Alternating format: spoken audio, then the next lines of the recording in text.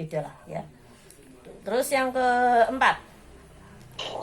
keempat adalah tujuannya didirikan masjid oleh Rasulullah itu adalah dalam rangka untuk kegiatan sosial kemasyarakatan. Nah ini yang saya bilang itu tadi, sosial kemasyarakatannya itu di situ kemudian ada lahir yang dinamakan Konstitusi Madinah. Artinya apa? Memang waktu itu Rasulullah punyanya itu artinya masjid ya, bukan kayak sekarang itu balai RT atau balai desa itu ya. Maka disitulah kemudian di masjid itu juga bersama dengan masyarakat Rasulullah membentuk undang-undang kalau zaman sekarang ya, yaitu berupa Konstitusi Madinah atau peraturan-peraturan negara Madinah ya. Artinya Rasulullah begitu di situ kan langsung diangkat menjadi pimpinan ya, pemimpinan orang situ. Nah itu maka harus ada undang-undang ya.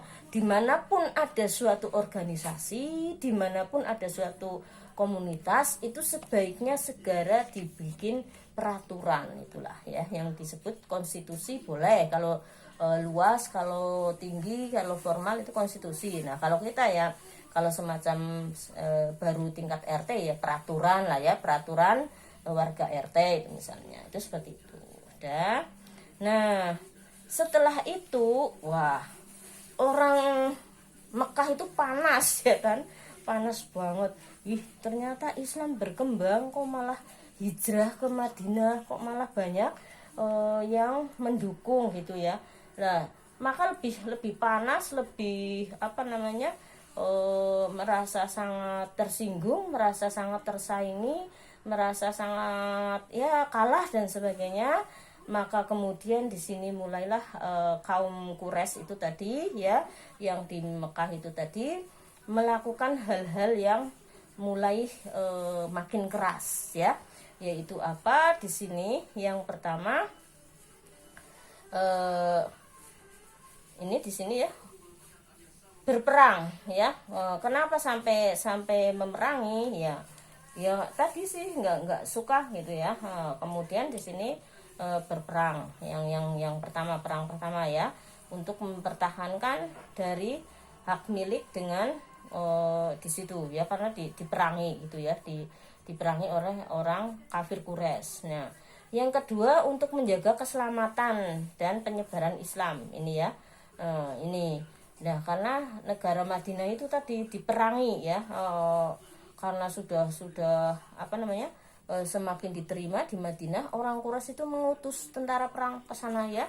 Waktu itu Khalid bin Walid ya sebagai panglima perangnya, karena waktu itu Khalid bin Walid belum masuk Islam ya, diutus untuk memerangi ini. Nah akhirnya ya dilawan kan sama sahabat-sahabat Rasulullah dan sama Rasulullah ini. Nah perang pertama itulah yang disebut dengan perang Badar ya. Perang Badar itu adalah perang pertama yang dilakukan oleh umat Islam melawan orang musyrik itu, orang kafir Quraisy ini ya, yaitu pada tanggal 8 Ramadan tahun 2 Hijriah. Temberong tahun Hijrah ya, di Madinah wis diperangi nang wong musyrik, wong Mekah ke situ perang ya. Nah, ini perang Badar. Nah, kemudian setelah perang Badar ini ya, kan menang ya. Nah, orang terima maning, perang maning sing kedua ini ya. Yang kedua perang lagi dengan suku Badui ini.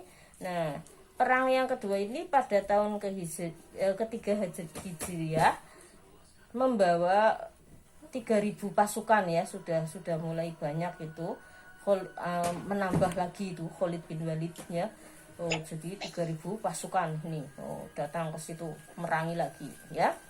Nah, namun kemudian ini di sini ada yang namanya Abdullah bin Ubay ya, orang munafik ya. Abdullah bin Ubay ini balelo ya, munafik gitu. Nah, maka kemudian di sini Abdullah bin Ubay tadinya kan sudah masuk Islam ya, tiba-tiba balik ya, yang namanya juga munafik, yang lomboni gitu ya, bolak-balik orang genah kan gitu ya. Nah ini kemudian di sini perang ini yang selanjutnya kan perangnya di Bukit Uhud itu ya, yang ada Abdullah bin Ubay, maka dikatakan perang Uhud ya. Itu perang yang ini, yang ketiga selanjutnya. Nah, kemudian di sini perang yang kedua ya. Nah, yang ketiga setelah perang yang kedua ini, perang yang ketiga ini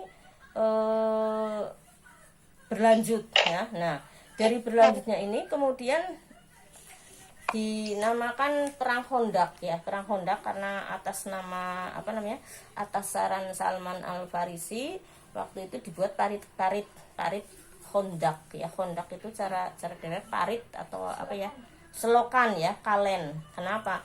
Karena di situ untuk menghalang-halangi jadi pasukan muslim yang sedikit itu lebih sedikit, sana lebih banyak, itu nanti ada parit kan, mereka terhalang, tidak langsung bisa masuk gitu. Itu seperti itu. Jadi pertahanan di zaman Rasulullah, sampai kemudian bagaimana mereka itu menolak Rasulullah dengan alasan-alasannya itu. Terus kemudian Rasulullah ternyata kalau kita lihat di situ peradabannya sudah sangat bagus ya, yaitu antara lain yang kita simpulkan hari ini tentang peradaban Islam. Jadi Rasulullah itu di situ membentuk peradaban hidup bernegara ya kan, mendirikan negara Madinah yang sudah jelas ada peraturannya, yaitu dengan konstitusi Madinah. Terus hidup bermasyarakat ya kan, bermasyarakat dengan tadi mendirikan masjid. Di situ ada tempat untuk membahas tentang kemasyarakatan di dalam masjid itu ya. Terus kemudian hidup sosial kemasyarakatan bernegara. Terus kemudian juga di situ setelah Rasulullah ada, nanti kan ada budaya atau peradaban menikah ya, tidak lagi ngawur menculik perempuan kan gitu ya. Jadi banyak sekali peradaban yang kemudian menjadi baru ketika ada Rasulullah, peradaban yang sangat luar biasa dan mulia ya. Itu makanya kalau Islam itu dibilang ortodok, dibilang kemudian tradisional, kemudian dibilang bodoh ya, rendah, kuno ya, radikal, tidak sama sekali ya.